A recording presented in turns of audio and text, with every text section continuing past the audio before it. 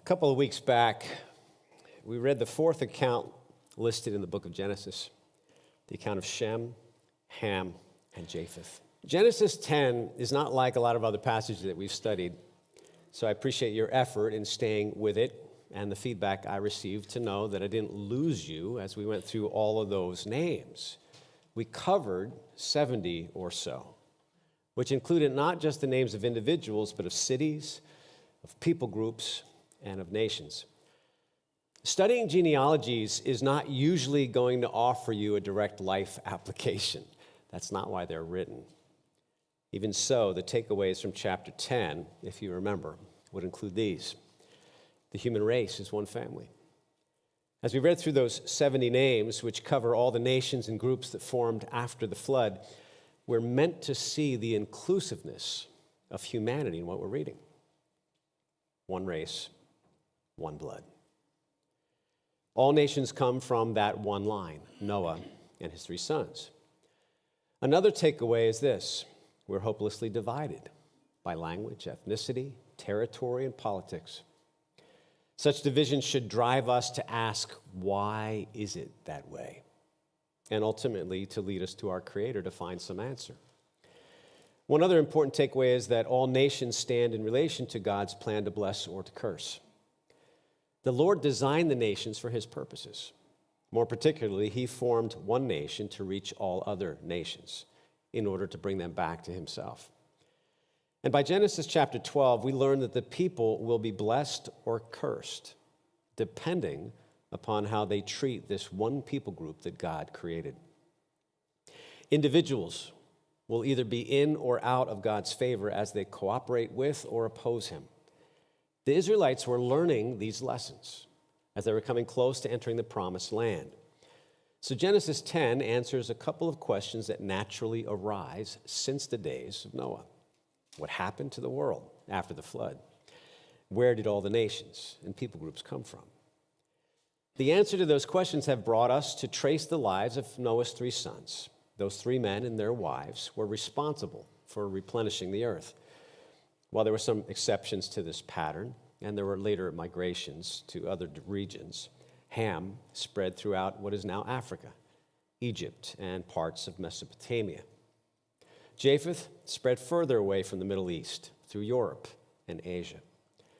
And Shem settled in the Arabian Peninsula and also parts of Mesopotamia as well. At the end of their account, we are told, these are the clans of Noah's sons, according to their lines of descent within their nations. From these nations spread out over the earth after the flood. So chapter 10 offers us the answer to the question of what and where. Genesis 11 tells us why. As we come to the next chapter, you need to understand that what you're reading is something that actually took place earlier in history. Chronologically, chapter 11 follows chapter 9. The reason for the order will become clear. We're dealing with a theological truth rather than a chronological one at this point, as we center our attention on what happened in the first part of chapter 11. And yet, as we come to those opening verses, we need to backtrack just for a few moments to remember one key player from the line of Ham, Nimrod. Cush was the father of Nimrod, who became a mighty warrior on the earth. He was a mighty hunter before the Lord. That is why it is said, like Nimrod, a mighty hunter before the Lord. While this description continues to be studied to better understand what it's really all about, Nimrod brings us back to one part of a list that we've been compiling since we began studying Genesis months ago. You may remember that the city is a motif first introduced in chapter 4, with another troubled branch of humanity's family line, Cain. Cain had relations with his wife, and she conceived and gave birth to Enoch. And he built a city and called the name of the city Enoch after the name of his son. Another motif closely related to this one is the nation. Like every other biblical word picture, these two have a variety of elements. On the positive side, we have cultural development, technology, prosperity, common language. And certain cities within the nations later become places of refuge and sanctuary, for those who are accused of crimes and need to have justice. The nation or city could be the setting where God is honored, or those places become the setting where God is replaced. And the Bible has many examples of both. We live so close to a major metropolitan that we have easy access to New York anytime we'd like to get there. That is, if you like city life. Some love it, some are happy never to set foot there. Either way, the cityscapes we get to see in our world now are quite remarkable. And the tallest buildings often enable you to see the entire landscape from high above the skyline. It is beautiful in many respects.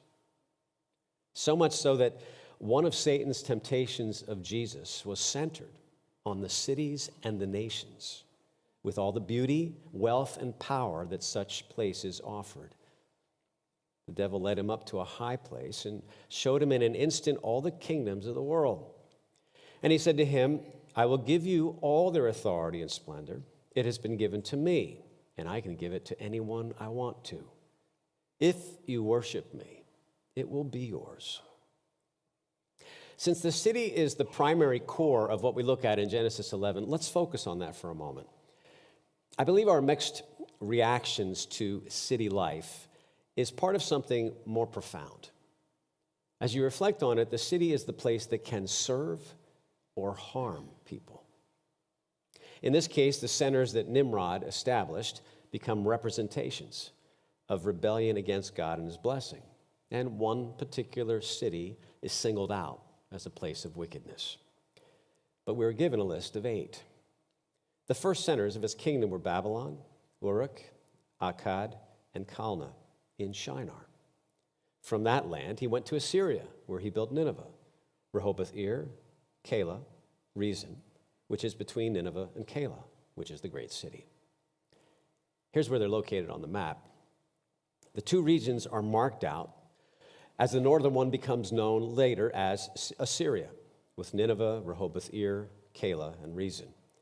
The southern region, known as Shinar or Babylon, contains Babylon, Uruk, Akkad, and Calneh. This combined area is also known by other names, Mesopotamia or Chaldea. It's part of a larger region called today the Fertile Crescent. Nimrod was able to create these centers after the world was divided by language. Why that happened is described now in 11:1.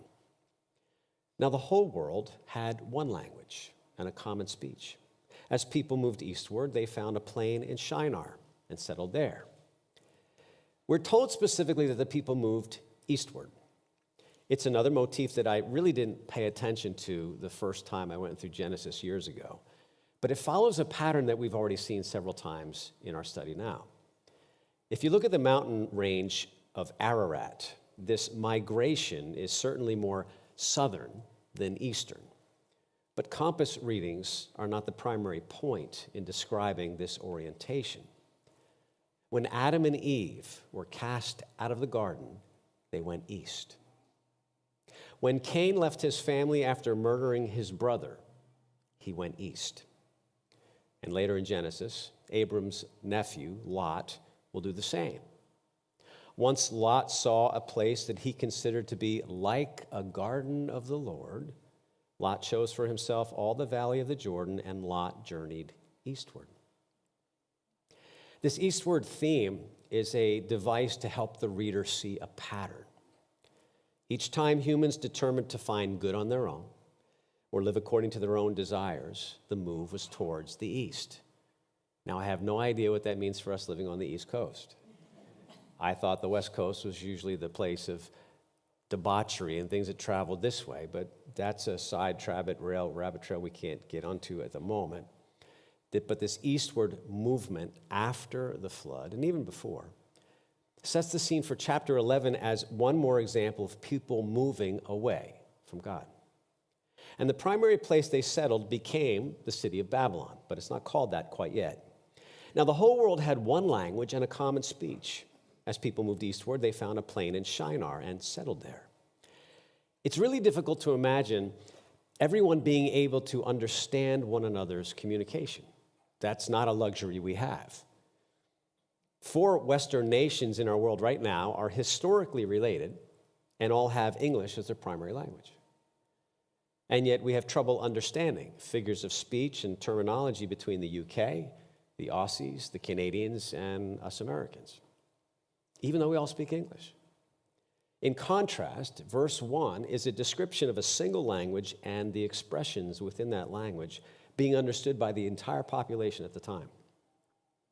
With a common tongue, common word use, common figures of speech, the people were able to easily communicate with one another.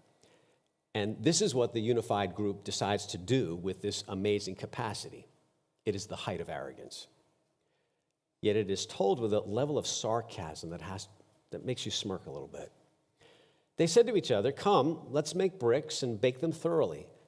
They used brick instead of stone and mortar, or tar for mortar.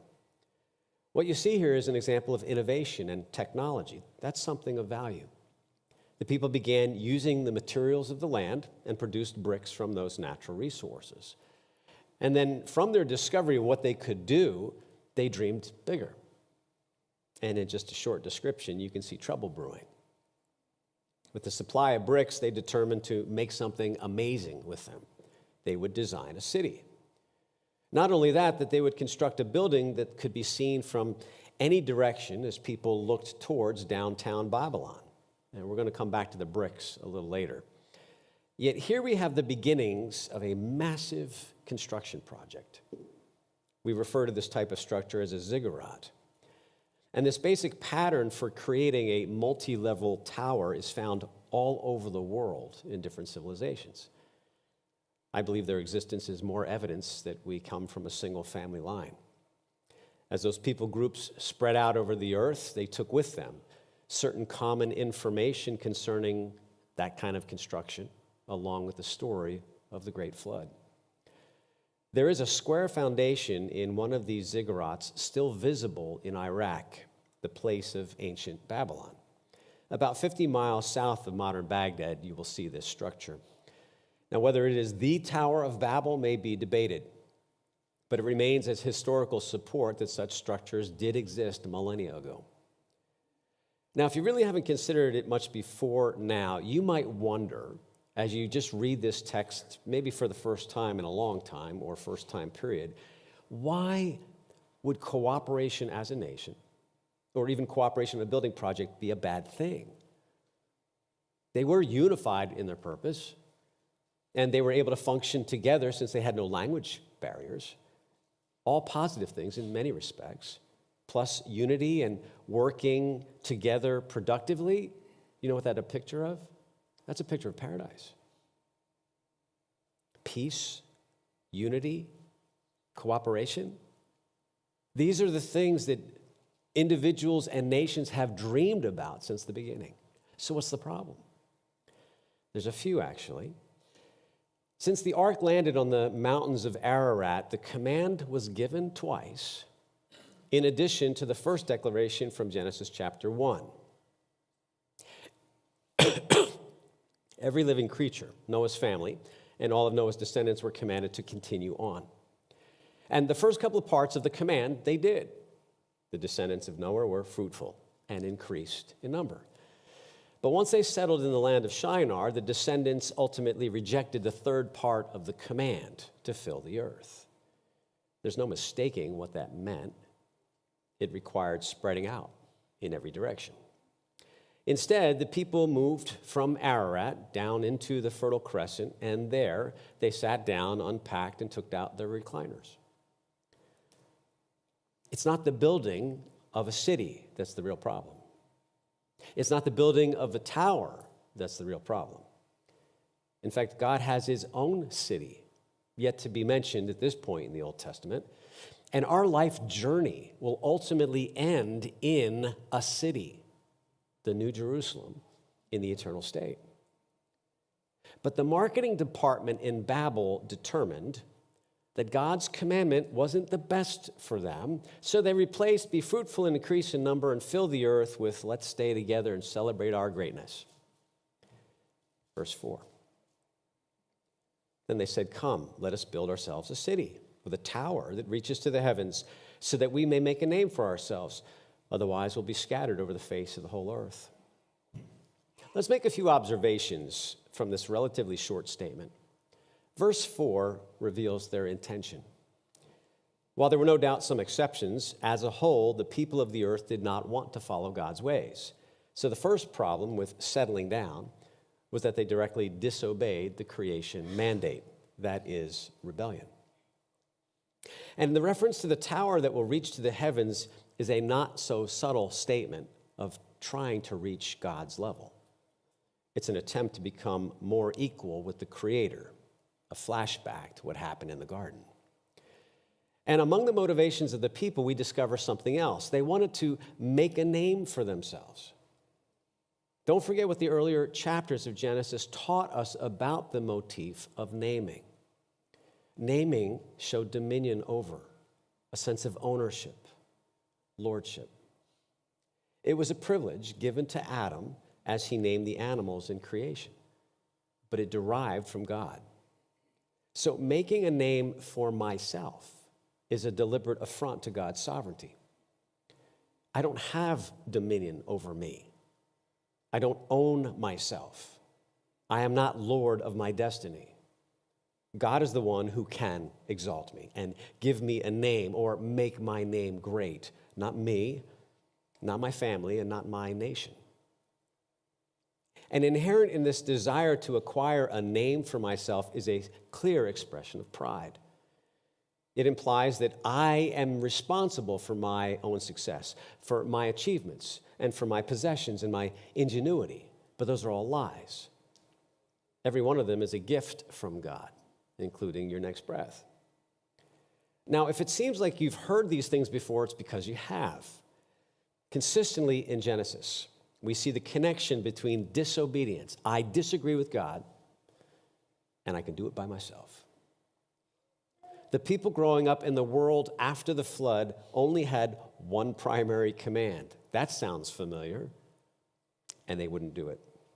Which highlights one other part of the motivation of the city dwellers. Then they said, "Come, let us build ourselves a city with a tower that reaches to the heavens, so that we may make a name for ourselves. Otherwise, we will be scattered over the face of the whole earth." If they follow the original plan, they would, in fact, be venturing into unknown regions of the planet. And there is an element of fear of moving away from what's familiar. It's so much easier to settle in than to continue going. To venture out means you have to trust God with what you don't know. And yet a life of faith consists of obeying what we already know of what God said and trusting Him for the parts that we don't. And very often what begins as fear ends up as a lack of trust. So we have a few things going on in this building project: a lack of faith, rebellion, and pride.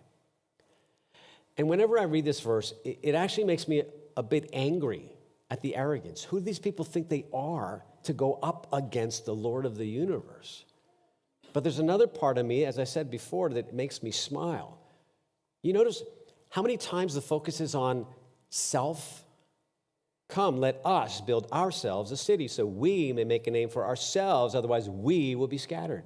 It sounds like today. God is not a part of their worldview. They don't want Him there.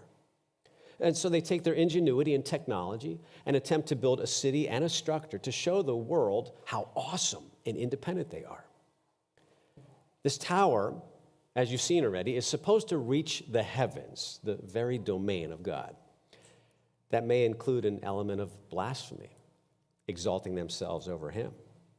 But what makes me smirk a little bit is I know what's coming next.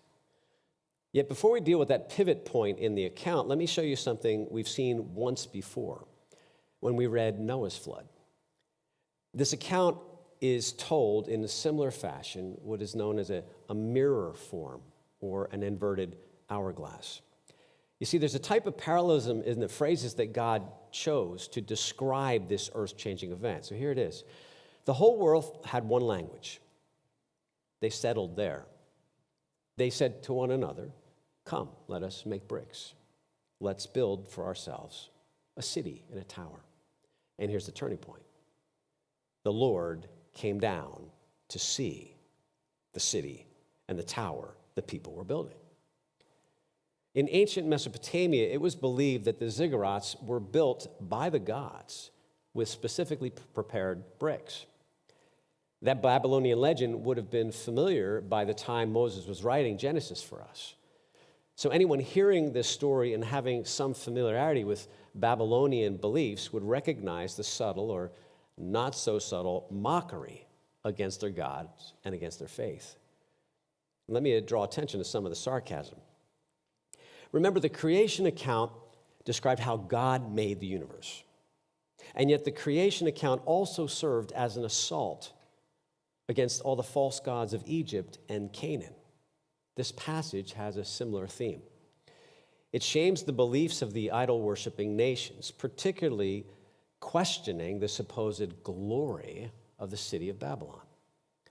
By the time of Moses, Babel was considered to be the New York City, the Dubai, the Paris of the ancient world. If you wanted what was the best, the greatest, and the most, it was Babylon. But in the description we're reading, the best of the world is actually a joke.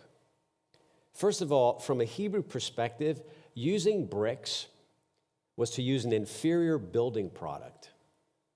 As the Israelites journeyed in the deserts, watch this sometimes, go from Genesis through probably about the time of Judges. As they're going through the land and they place their memorials, spiritual landmarks, and then as they come into the promised land, including crossing the Jordan River, and then much later as the Jerusalem temple was constructed, if you were to mark out a significant event or build something that's to last, everybody knows you use stone, not brick. In the territories around the promised land, stone was available. But in Babylon, they only had brick and tar to put things together. So there's an irony that in creating this tower to man's greatness, they couldn't even use the best materials. And then there's the tower itself, which was going to be so impressive to the minds of the builders. This tower that was so high as to reach the very heavens where God lived couldn't even be seen from there. From God's vantage point, the tower is so insignificant that he couldn't really catch sight of it from his throne in heaven. And so he had to come all the way down to take a look at this sorry little thing. But the Lord came down to see the city and the tower the people were building. The Lord said, if as one people speaking the same language they have begun to do this, then nothing they plan to do will be impossible for them. Come, let us go down and confuse their language, so they will not understand each other. After the Lord comes to witness things for himself, and some people see this as a pre-incarnate visitation of Jesus himself, the hourglass pattern reverses. The whole world had one language. They settled there. They said to one another, come, let us make bricks. Let's build for ourselves a city and a tower. The Lord came down to see the city and the tower that men were building for themselves.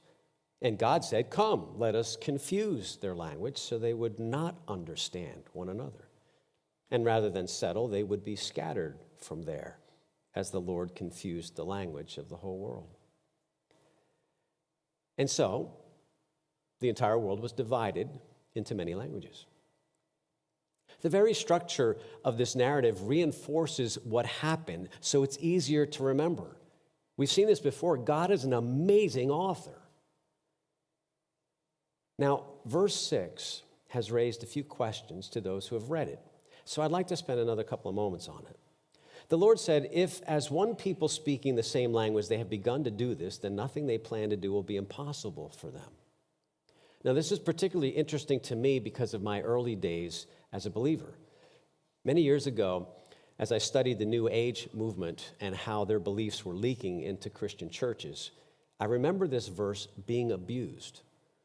Those who reject the Lord, who want to determine what is good on their own, and who seek literally to become God themselves in our present day, have used this verse as evidence of a couple of things for their own beliefs. The first is that God is afraid of humanity being united. I remember hearing that interpretation of verse 6 as a young believer. And as a young believer, it bothered me to think that there was a possibility that God had some limitation or that he might be afraid of anything. I have come to be certain that it's blatantly false. God's not afraid of anything. But I had to study this to settle my own heart back then. The other belief being promoted by reinterpreting this verse is that this is a proof text for unlimited human potential. Whatever the mind can believe and conceive, it can achieve. This is an actual mantra of modern pagan belief. And yet, what verse 6 is communicating isn't that. Instead, it's meant to bring us back to the flood account we just finished. It's not about humanity achieving what is good, and so we've got to stop it. It's about what is insidious. If the builders of Babylon are not stopped at this point, their pursuit of self-centeredness and wickedness will have no limits. I like the way this one scholar describes it. If I let their sin go unchecked, there's no telling how much worse it'll get. No rebellion will be too great for them. Nothing will be sacred in their crooked hearts. If mankind were allowed to continue on that path, the only recourse would be to bring great judgment again, like we just finished reading about in the previous chapters. Another aspect of this whole thing is more theological. It's basically a reminder that only God can plan without limit. That's not our capacity. To believe that we can be like God in that way is not only deceptive, but dangerous to ourselves. So compared to what the Lord could have done at this moment in time in dealing with this sin, he is very merciful. Come, let us go down and confuse their language so they will not understand each other. God is taking measures to limit the self-destruction that man would bring on himself if humanity is united in their efforts to live without God. Verse 8. So the Lord scattered them from there over all the earth, and they stopped building the city. That's why it's called Babel, because the Lord confused the language of the whole world. From there, the Lord scattered them over the face of the whole earth. Now, before we look at this concluding statement a little further, there's one other literary item I'd like to point out to you to see the beauty of these few verses. The words that God chose to describe this event contains a high use of the Hebrew consonants N, B, and L. The same consonants, by the way, used in the name of the city, Babylon. Now, you're not going to be able to appreciate it in English, but if you heard this passage in Hebrew, the very choice of the words sounds like babbling noise. And I wouldn't be surprised if the people hearing this story verbally spoken chuckled at the ignorance and foolishness of those that looked to Babylon as such a great achievement. And the final irony of it all is that the thing they worked so hard to avoid, they got. They settled, God scattered. Twice we're reminded of his action because his plan will not be sidetracked by human rebellion. And here are a couple more examples, the clever use of words that tie the account together very nicely. They wanted to make a name for themselves. Shem is the Hebrew word for name. And out of Noah's 3 sons, Shem is also the bloodline of blessing. Those who trust in the Lord will find blessing in the God of Shem. That's what Noah said to him. And even though their hearts were prideful, these Babylonian world organization group, God gave them the desires of their heart. Their name was the name that we remember. Therefore, Shem was called Babel because there the Lord Baal, the language of the whole world. You see the play on words? And God's new designation for this famous city remains to the present moment, confusion and mixed up. To the latter Babylonians, the name Babel meant the gates of the gods.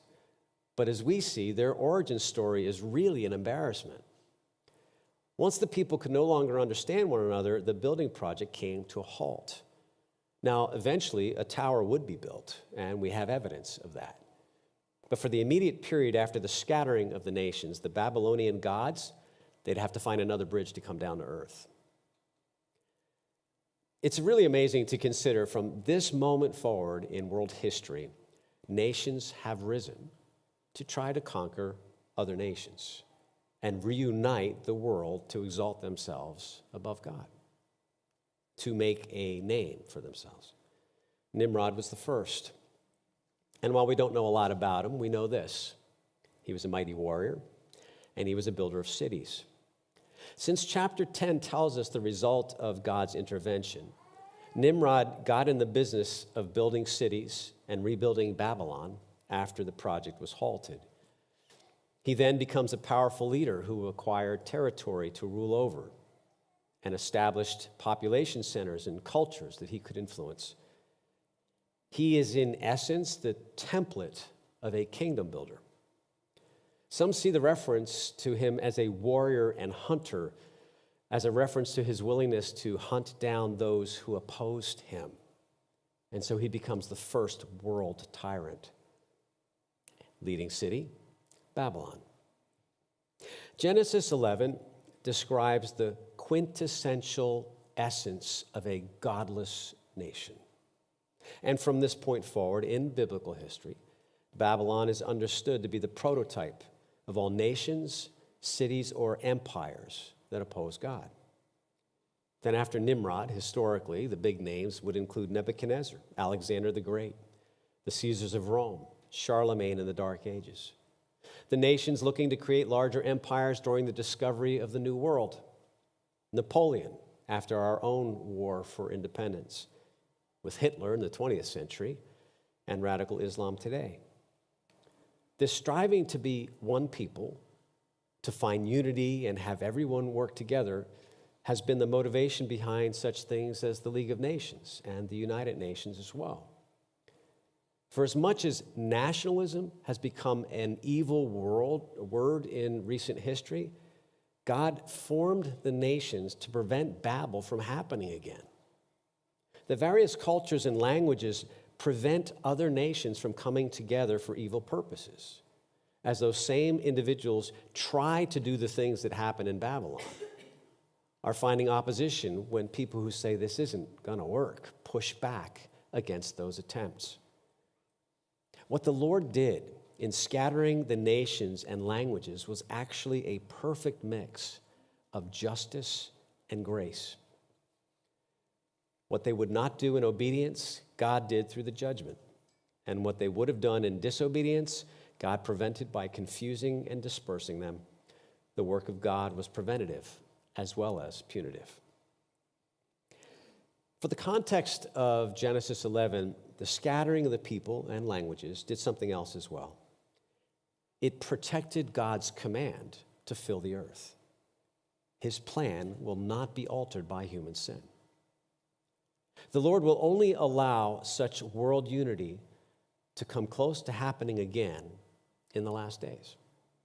And it will be led by the worst of Nimrod types as that man directs the nations of the world to unite, to make a name for themselves and become like God.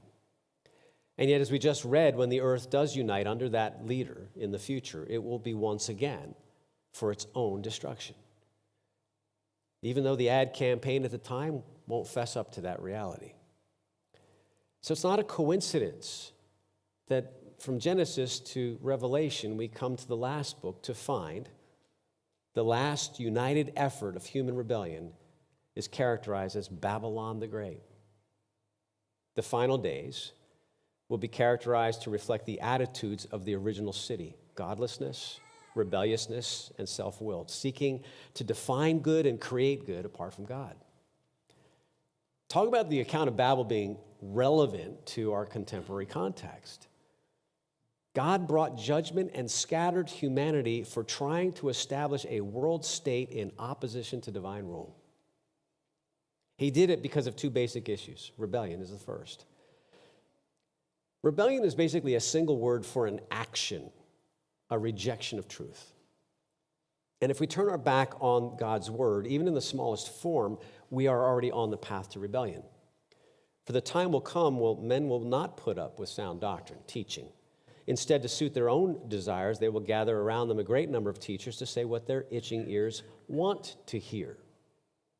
They will turn their ears away from the truth and turn aside to myths. The other issue is pride. Pride is a single word for an attitude that believes I am my own authority and no one can tell me otherwise, not even God. But mark this, there will be terrible times in the last days. People will be lovers of themselves, lovers of money, boastful, proud, abusive, disobedient of their parents, ungrateful, unholy. Rebellion and pride result in confusion, trouble, and being brought down. Humble obedience results in being in line with God's purposes and God's blessing. Now, if you're wondering how the division of people into many languages is actually helpful for God's larger plan, you are not alone. The unity, common language, and return to one people is actually God's plan. But it will only be accomplished in His way, not ours. According to Ephesians 1, there is only one option under which all things will be brought together permanently. It is a person. He made known to us the mystery of His will according to His good pleasure, which He purposed in Christ, to be put into effect when the times reach their fulfillment, to bring unity to all things in heaven and on earth under Christ. And so we leave this story with the anticipation of how God will bring about all creation under His divine rule at some point. And we wait to see that day when in Christ sin will be destroyed and perfect unity will be restored among the nations of the world. Then I will purify the lips of the peoples, that all of them may call on the name of the Lord and serve Him shoulder to shoulder. From beyond the rivers of Cush, my worshipers, my scattered people will bring me offerings. On that day, you will not be put to shame for all the wrongs you've done to me, because I will remove from this city those who rejoice in their pride. Never again will you be haughty on my holy hill. Let's pray. Lord, for as tragic or comical as this story is, it does bring us to the place where we look forward to that unification of the entire world in the name of Christ, where all the nations are still represented, bringing the best of the best into the holy city in eternity. You're an amazing God that you can take something like this and use it from both ends. That division brings us to a place of unity, that unity brings us to a place of division, and that you're the one who holds it all in perfect balance. Help us to understand that a little bit more clearly as we strive in our own person to be on our own and make decisions, and yet be part of something bigger than ourselves. That tension between the individual and the community is one that will not be settled until you return. And so we look forward to that day. And ask you to give us grace to be able to live with the chaos and the confusion, the babble of our world, until the moment that we see you face to face and all things become clear and we understand one another completely just as we are understood. Amen.